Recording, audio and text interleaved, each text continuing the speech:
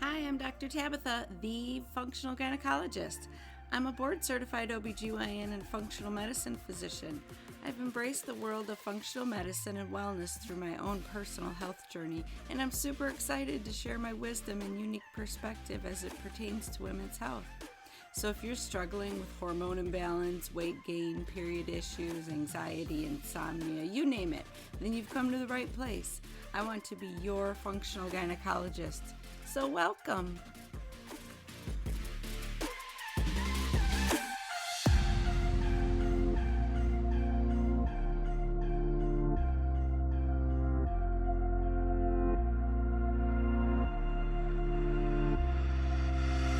I'm really honored to have my guest on today.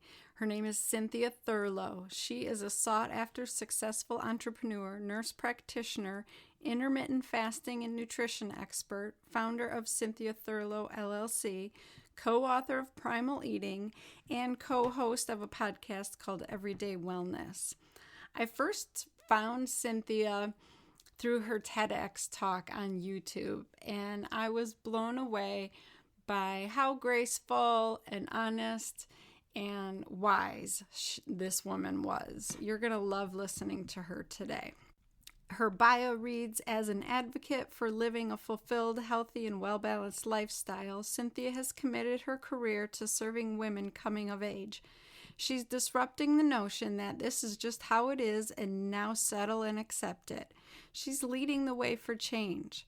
As part of that endeavor, Cynthia brings over 20 years of medical experience combined with current and progressive nutritional perspectives and approaches to truly serve those in need.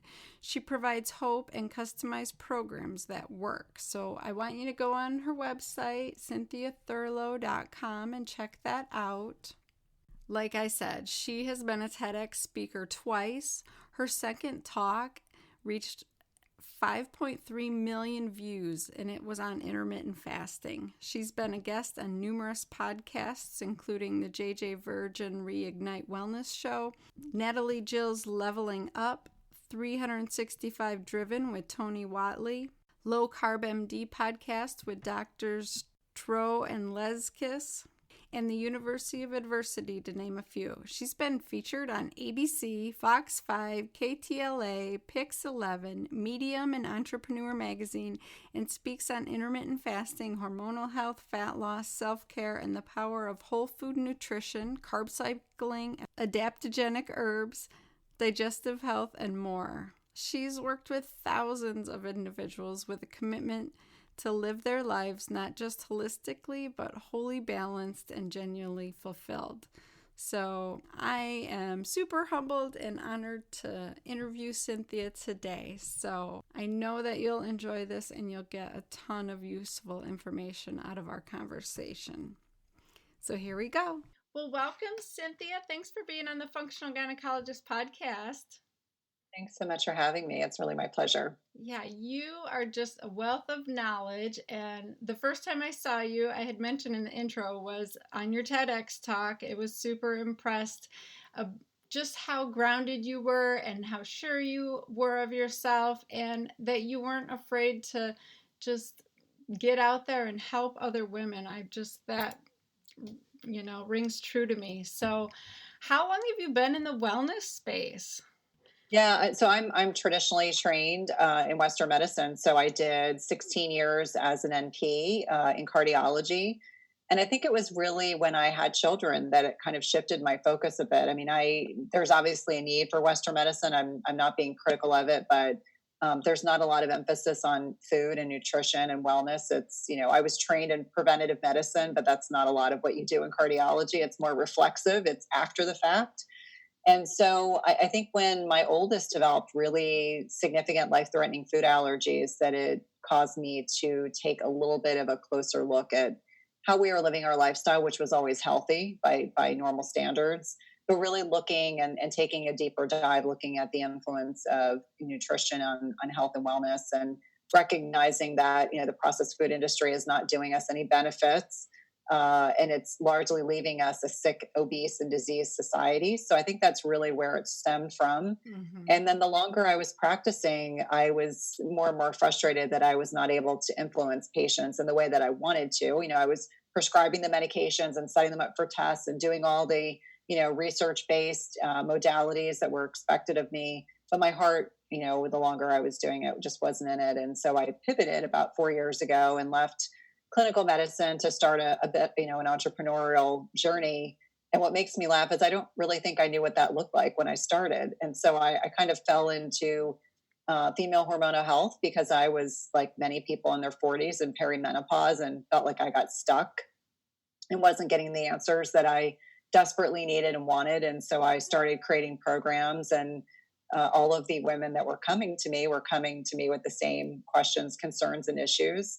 And so from there, just continued to, find opportunities to be able to serve women in a greater capacity. And so that's how I stumbled into doing 2 TED Talks, one of the ones that you mentioned. And so that's really been exciting to feel like the work I'm doing now is perhaps more impactful than what I was ever doing before.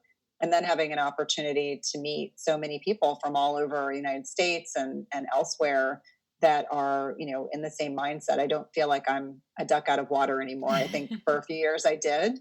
And, a lot of my nurse practitioner and physician colleagues would kind of scratch their heads and they're like, okay, well, she's kind of getting this out of her system and eventually it'll go away, but it really hasn't. It's become truly a life of its own. And so I'm very, very grateful that I took that leap of faith. But that's a bit on how I came to, this kind of circuitous journey to where I am now. Yeah, I love that. Oh my gosh. I totally felt out of place and alone in the conventional medical world once I started focusing on my diet and my lifestyle and, practicing prevention and wellness, and they looked at me like I was crazy. So it does feel so good to finally find other people like you who are doing it, and you're rocking it. Like, you are just helping so many women. It's amazing. Thank For you. my listeners, will you explain the difference between a nutritionist or dietitian and a functional nutritionist? Because when I first started on this journey, the first thing I did was clean up my diet. I got rid of that standard American diet, and it made such a huge impact on how I felt overall and getting my autoimmune disease under control. I want people to understand that it's not like your typical government food pyramid and following the ADA recommendations. Like, tell me the difference. Yeah, that's a great question. So, traditionally trained registered dietitians or RDs or nutritionists work off of the food guide pyramid. They work off of USDA recommendations. They are more traditionally trained in a very grain and gluten-free heavy diet. They're not focused on, and I'm not being critical. I want to be really clear about that. Much like what traditional Western medicine trained providers are not really taught much in terms of nutrition, they're looking at things through a very narrow lens.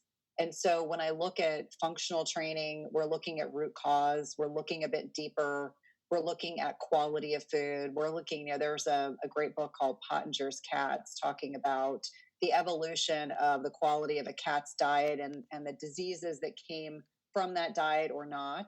And so, from a functional perspective, we're looking a bit deeper. We're not just dealing with symptoms, we're looking at root causes. And for example, if someone came to me when I was functioning in my traditional role with sleep issues, I would just prescribe something to make them sleep. I wouldn't be looking to see, is it a blood sugar issue? Is there too much stress in their personal lives? Are they eating the wrong combinations of macros like protein, fat, and carbohydrates? So I always say that someone who's functionally trained, whether it's a nurse, physician, registered dietitian, etc., they're going to look at things through a different lens. They're going to be looking at bioindividuality, which means they're going to be looking at you as an individual, not just as every woman over the age of X gets these things, every man over the age of X gets these things. And that's really how we were trained. I was explaining to someone the other day that in cardiology, I prescribed antihypertensives all the time. So blood pressure lowering medication. And I used to tell people that I started to recognize that you could have 10 people with a diagnosis of high blood pressure, and you had to treat each person as their own individual. And so that was so out of context from the way that I was trained. It was like, this is the frontline drug you use. And then if that doesn't work, you add this drug. And if that doesn't work, you add this drug. And, I came to understand that a lot of medicine is like cooking, meaning, sometimes you have to add a little bit more of this spice and a little less of this to make things work, but recognizing that we are all bio individuals. And so, from a broad stroke perspective, when I think about functionally trained providers versus traditionally Western medicine trained providers as separate buckets, root cause versus symptom management, that's the easiest way to differentiate them. And I think we really do our patients a huge disservice if we aren't looking at them as individuals, different genetics, different stress management styles, different level of physical activity, sleep quality, etc. And the food piece is absolutely instrumental. You had mentioned that you had an autoimmune disorder that was improved by changing your diet. And for me, I love telling people this story. 20 years ago, I was diagnosed with Lyme, and I was treated appropriately, thank God. What I developed 6 months after having a round of antibiotics was psoriasis. And I had that for years, and it would flare when I got stressed. And I was taking topical steroids, and I just thought it was something I had to live with.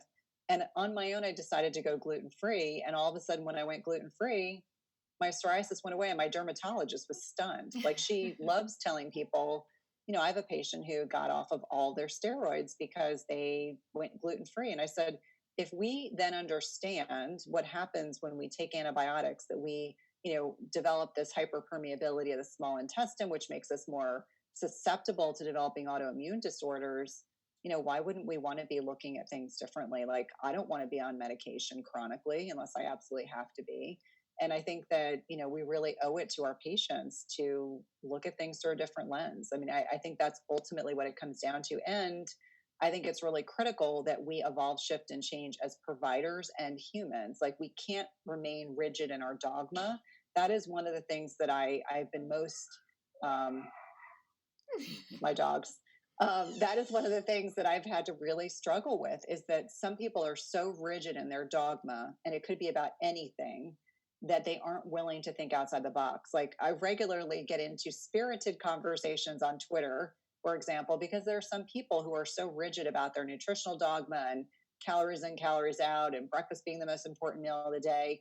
And I just remind them, I'm like, part of being a clinician is being open-minded. Like, we are ultimately trained to be scientists, or at least be curious about, it might be an N of one or an N of two, but we still want to be looking and trying new things and being open-minded and receptive. And we want to have a curious mind. I tell my children all the time that you want to be a lifelong learner. It's really important to be open-minded about alternative perspectives and ideologies.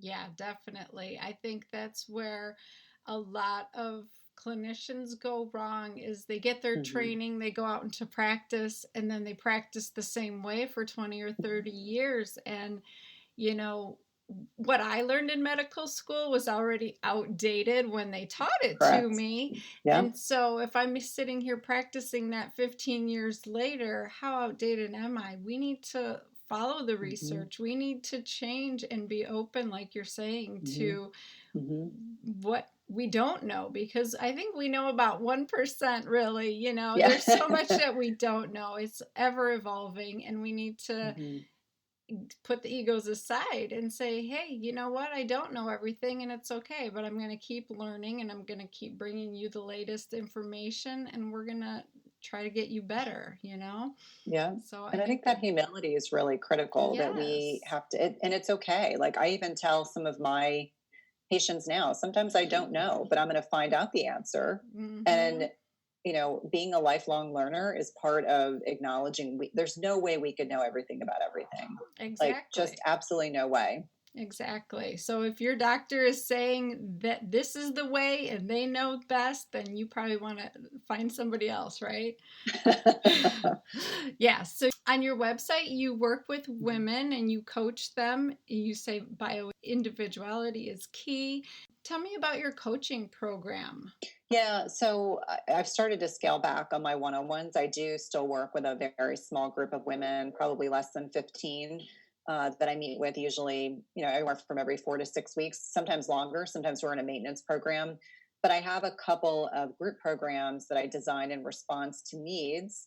One's called Holistic Blueprint, which is what I believe to be foundational to women's health and women north of 35 and beyond, kind of walking them through critical areas that they need to focus on, things as simple as sleep and hydration. And a lot of us, we never talk to our patients about that ever, but really starting it foundationally and then each week kind of building on that.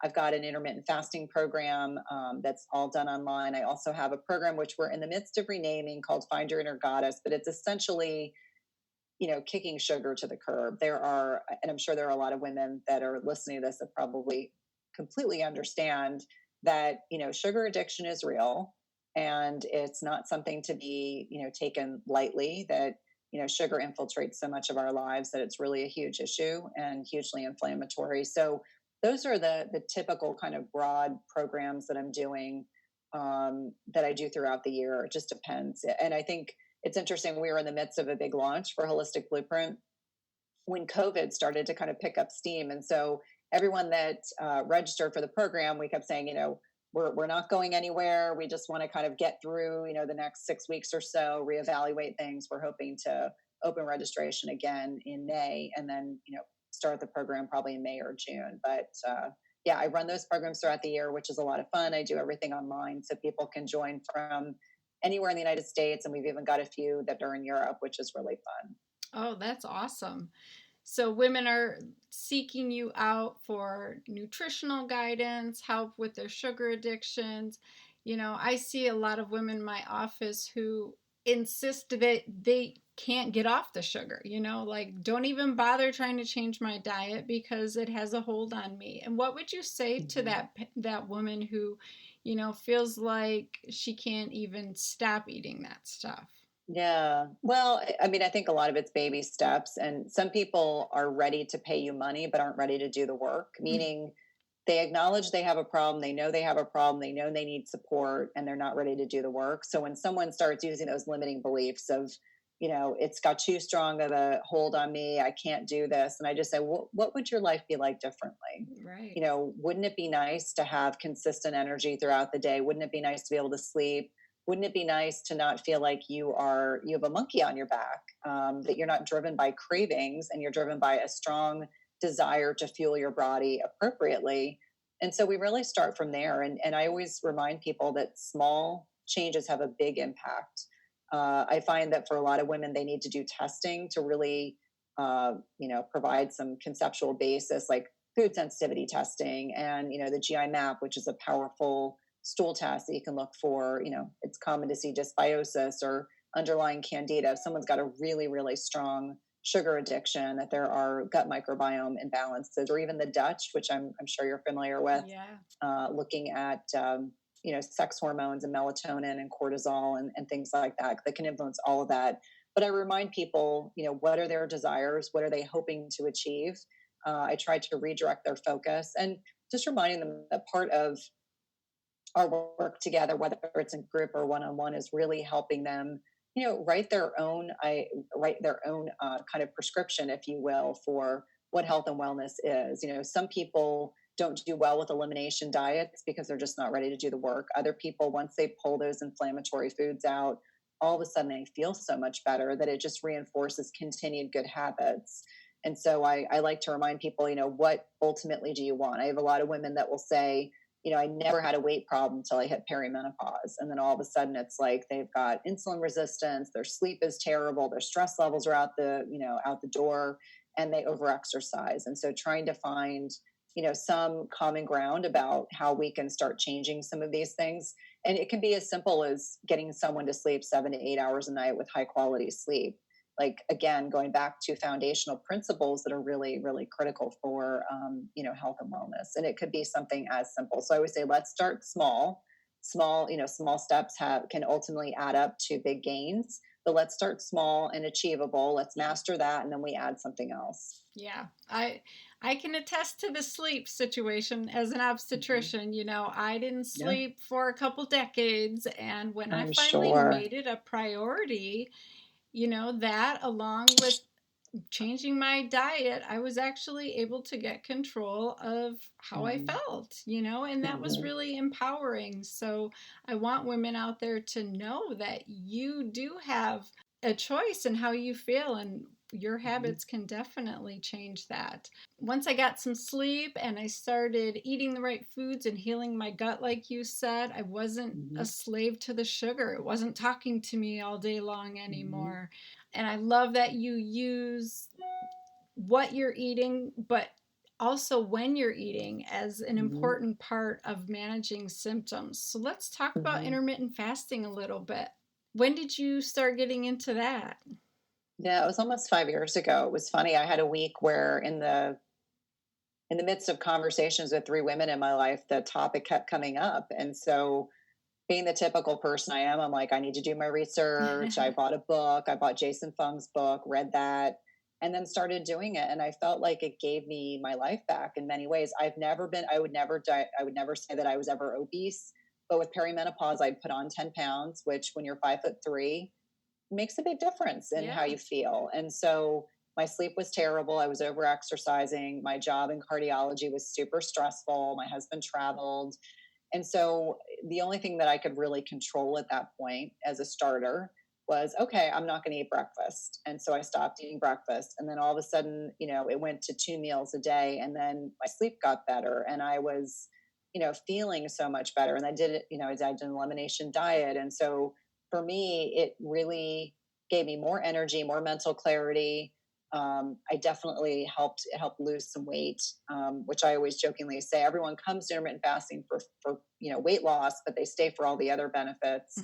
And then I just started to do my N of one became a topic that I started discussing with my patients, and people were really influenced by what I was saying on social media, as well as with my own patient population, my family. A lot of people were influenced to try it, and people were like, "Gosh, I feel great! Like I feel like I probably felt when I was 25, except now I know so much more."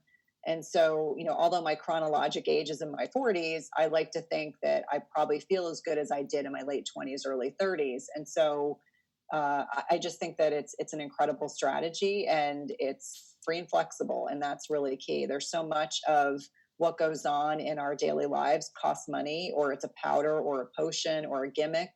And so this is something that not only can clinicians learn about to use as a strategy with their patients, but it's something that they themselves can do. And so I think when you start looking at the research on intermittent fasting, it really is, I call it the proverbial fountain of youth, but it has the benefits of being able to really harness some powerful opportunities to support our bodies, much more so than spiking insulin throughout the day because we're eating 3 or 4 or 6 meals a day, which, I mean, it makes my head spin when I think about how much of a sugar burner I was, because I would go to the gym and drink a shake.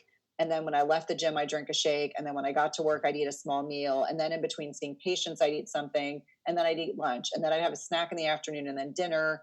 And I was like, gosh, I was stoking this insulin release all day long. And maybe that was okay in my 20s and 30s, but not in my 40s, man. I got to change the game. And I'm like, I'm Mm-hmm. going down fighting. I'm not going to accept that I have to feel fat and frumpy, which is exactly how I felt because I hadn't ever dealt with that before. I just felt really inflamed and couldn't sleep and didn't feel great. So that's how it started. But obviously, it's evolved into a lot more. Yeah. And I try to tell my patients you're not going to lose weight as long as you keep giving your body fuel in the form of food and sugar. That is what they're going to burn. They're never going to tap into your fat stores.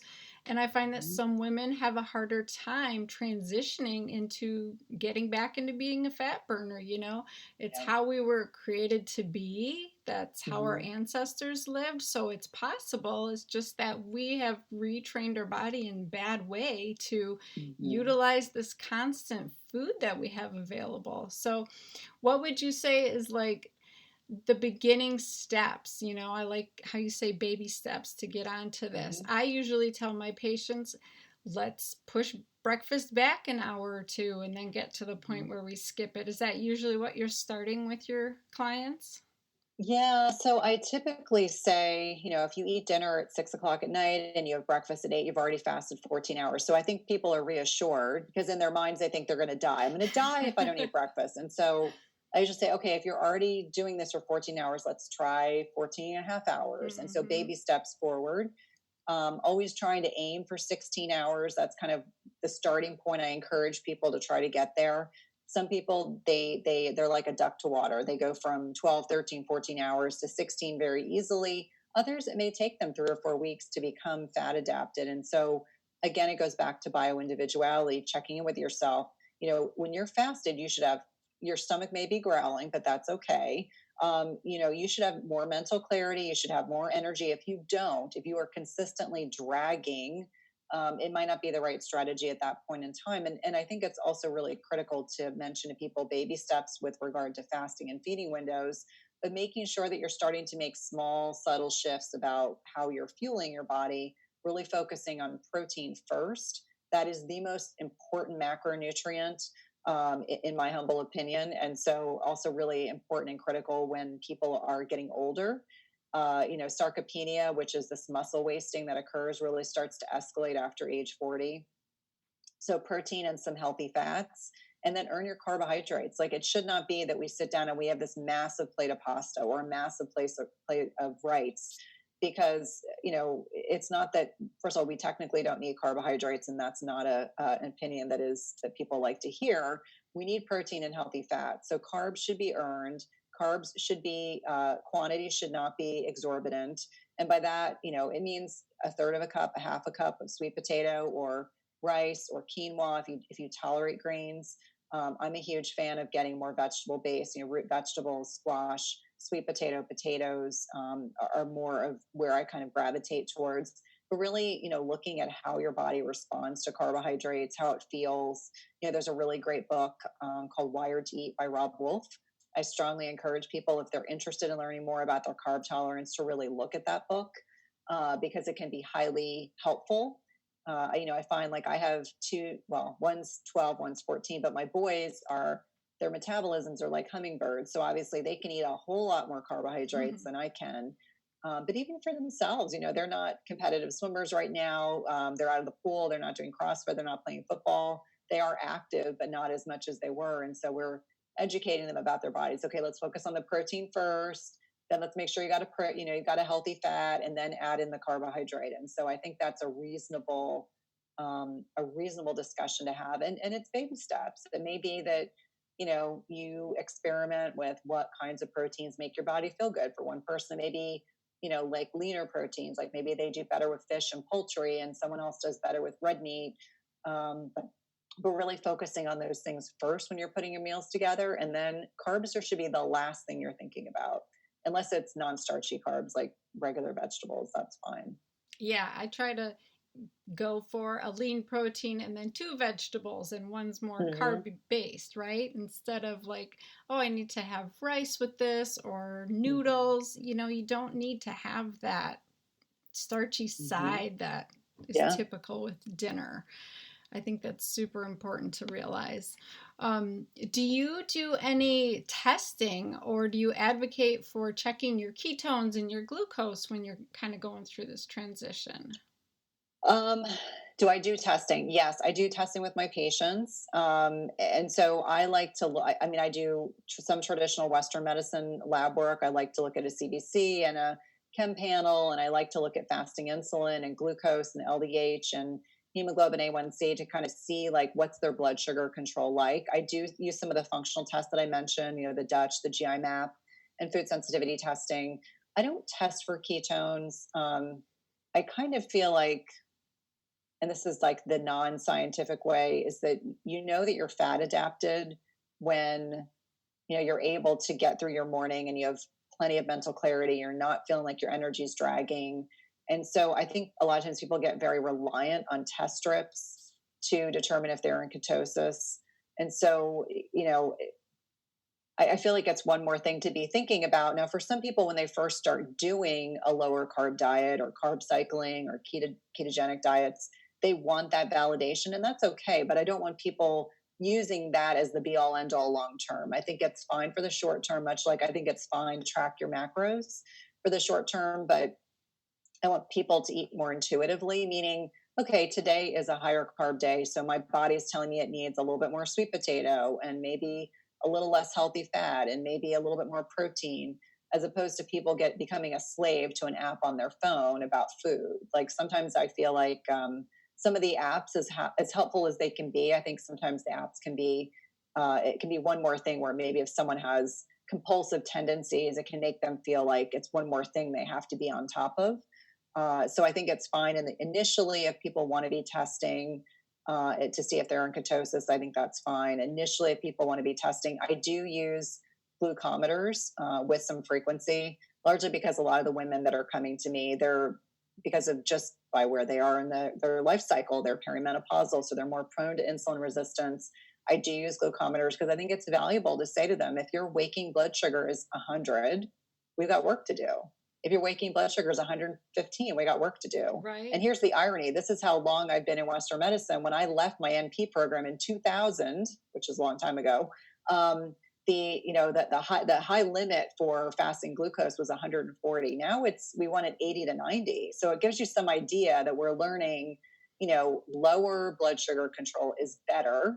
And we certainly don't want to be insulin resistant. So I do use glucometers, and I use that throughout the time that I work with women. I think that's really, really valuable because it provides them with some control. Like they get up in the morning, they stick their finger and they're like, okay, my sugars are between 80 and 90. This is exactly where I should be. This is good. I'm making progress. I'm heading in the right direction. Yeah, I think it's a great tool to help start to understand and then listen to your body and try to match the two together until you said you have this more intuitive eating ability that you know what you need and that's when you eat and it's not because of cravings, that type of thing. So it can be a great tool to start out with, but I definitely don't think you should rely solely on it.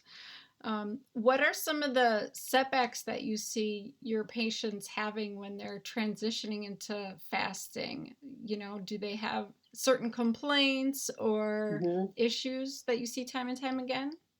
Yeah, so great question. So most commonly it's I can't sleep. And sometimes that can be because they're not getting their macros in during their feeding window. And I think one of the common things that happens, we as women don't eat enough protein. Protein's very satiating and they're not getting their proper macros in. So I don't like to use the word calorie. I just say macros. If you're not getting in 2 good sized meals in a 6 or an 8 hour feeding window, and that impacts their sleep. So they're waking up, they're having trouble falling asleep, or they're waking up, between 1 and 4 a.m., which tells me it could be a blood sugar issue, or it could be, their blood sugar gets so low that it's stimulating their adrenals to secrete a hormone called cortisol. So sleep is one, energy can be another, although not as common.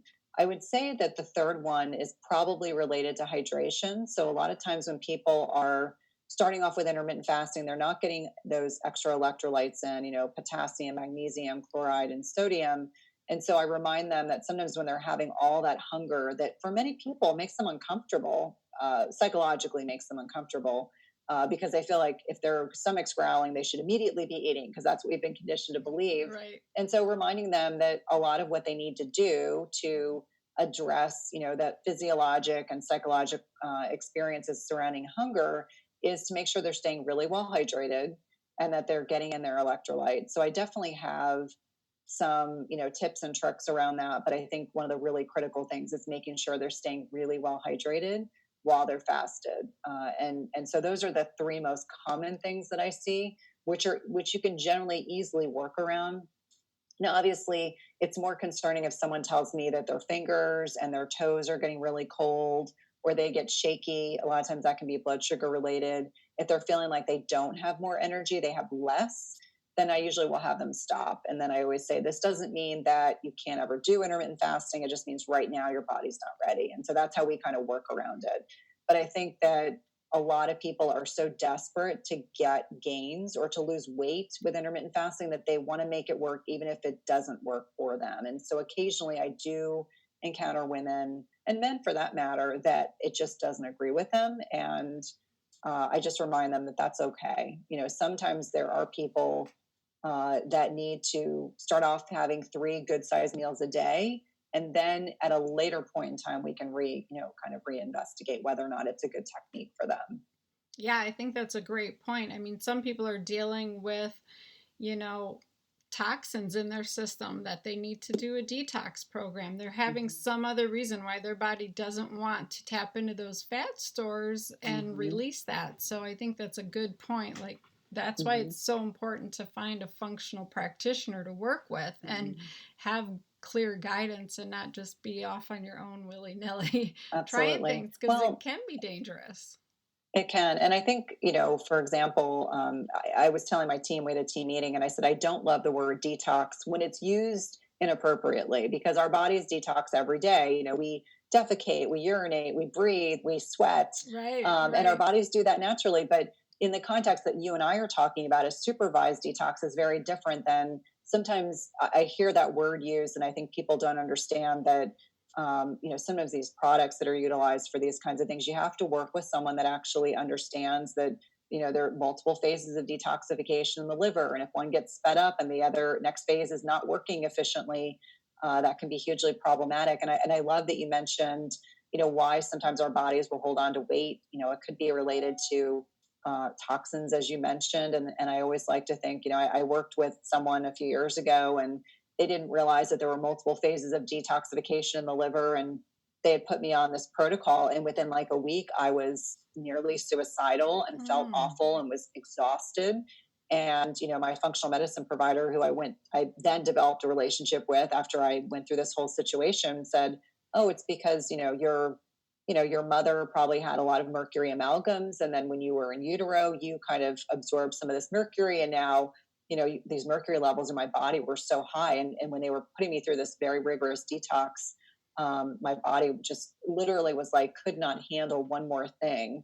And so once all the products were stopped and I was, worked with this functional medicine trained physician, I was fine. But it really brought to light that, putting someone through a detox whose body's not ready to do that can be harmful, and definitely makes me very, very sensitive to some of the experiences that we go through as clinicians, and as well as our own patient population too. Yeah, definitely. That's a great point. And you mentioned the Dutch test earlier. I do that for a lot of my patients because it gives us such great information about how our detox system is working in our liver, right? So we can see, are we having a buildup of the more concerning estrogen metabolites as opposed to the good estrogen that keeps us balanced? And so there's definitely testing out there that we can see, how are we functioning? It's not just, hey, your liver enzymes on your blood panel look normal. That's what I used to tell patients. I'd be like, oh, they're fine. Or even worse, they're slightly elevated, but it's not that concerning because you don't have fatty liver, right? So you didn't have an actual diagnosis yet, but you were trending. And now we realize that it's so much more important to stop that trend as soon as it starts. And so we can do testing to look at how is your detoxification pathways. And it's just so important to work with people like you and I to make sure that's happening.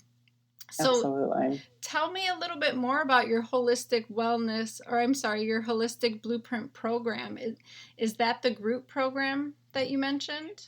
Yeah, it's one of the group programs that I have. We now call it WB 2.0. So, I always say we evolve, shift, and change. And I tinker with programs. Maybe things need to be longer, maybe things need to be shorter. And so now it's an 8-week program, all done online. Each week has a different focus. And so it starts off with sleep and hydration. And then we dive into kind of a broad-based elimination diet with intermittent fasting. Then we dive into digestion, the endocrine system, which obviously all of us know is so important. And then, we talk about toxins and personal care products, environment, and food, which I think a lot of people don't know about. And then we talk about self-care. I mean, how many women don't do enough self-care, enough focus on, we're always giving to others and then not realizing that ultimately we need to serve ourselves first. So it's a really comprehensive program.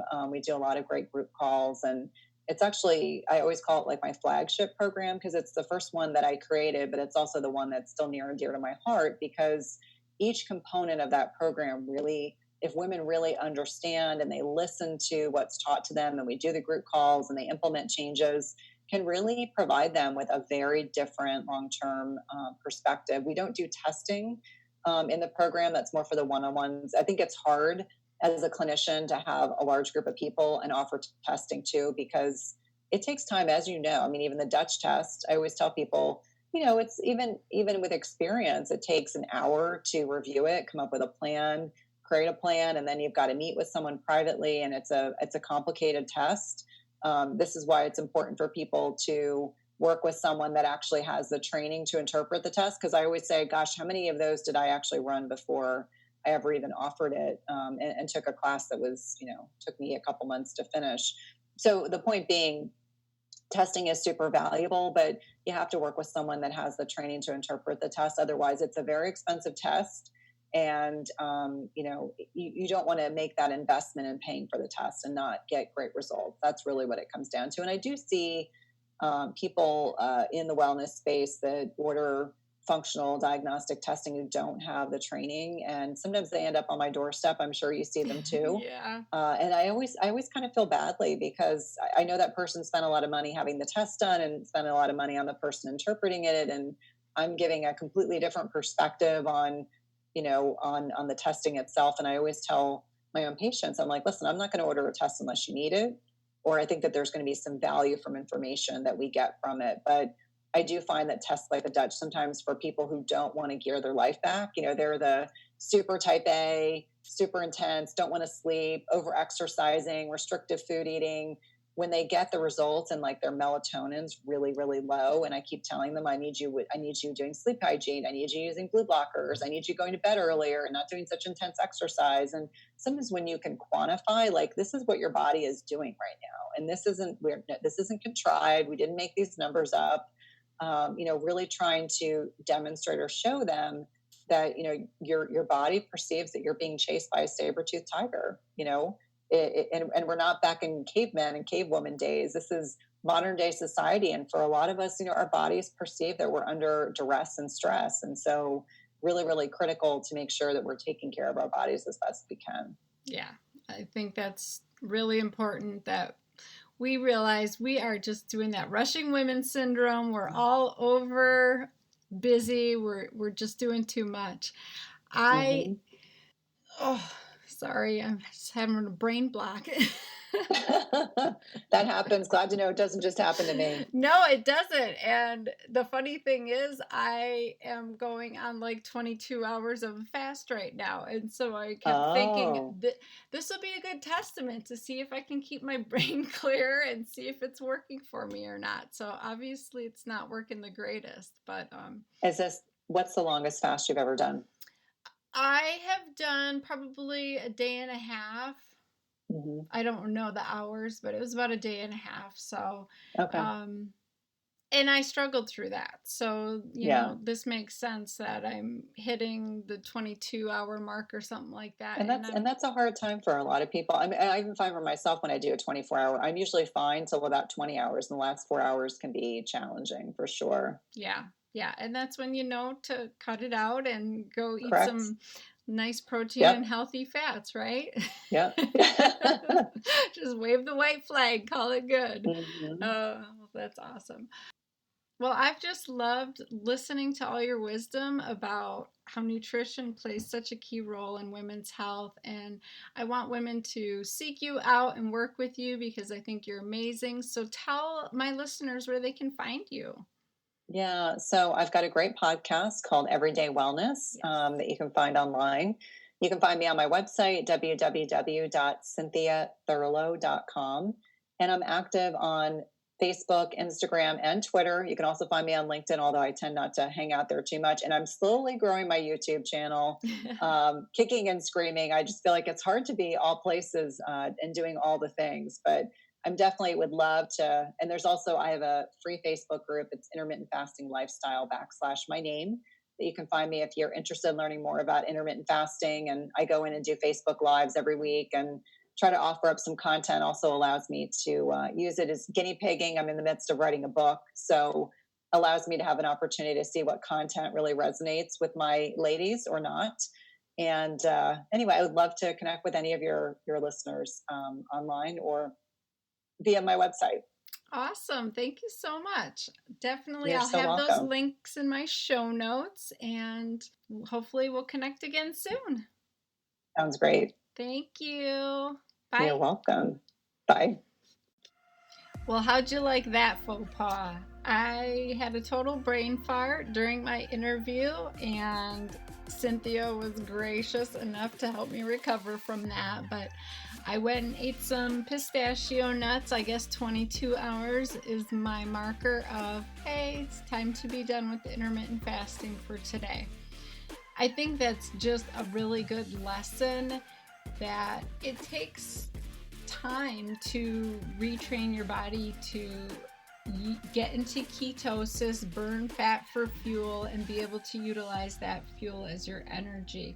So my mind worked great for most of the day, and then I kind of hit a wall. And so I think you need to be aware that that can happen, and when you're ready to break your fast, you want to be smart about it and eat healthy fats and lean proteins. You don't want to jump back into any processed sugar for sure, or simple carbohydrates, because that big spike in glucose is going to overshoot your pancreas secreting insulin, and you want it to be a smooth transition out of fat burning back into sugar burning. So it does matter how you break your fast, and I'm going to have to do a whole episode on intermittent fasting. It's obvious that we need to sit down and we need to talk about exactly how to do it and what the benefits are, because the research is clear that it balances your hormones, it is great for mental clarity, for weight loss, but you have to be smart about it and you have to know when to stop. So thanks for tuning in and listening to me. I hope you got a good laugh out of my little brain fart there. And if you still want to listen to me, hit the subscribe button and leave me a review. 5 stars would be amazing. Shoot me your questions so I can shout you out on my question of the week on Fridays. I want to serve you. This is why I'm doing this. So let me know what you want to hear about, and I will make it happen. So follow me on Instagram and Facebook at Dr. Tabatha, DrTabatha, no I's, just A's. And I will see you back here next week. So go out and have a kick-ass week, ladies. Bye.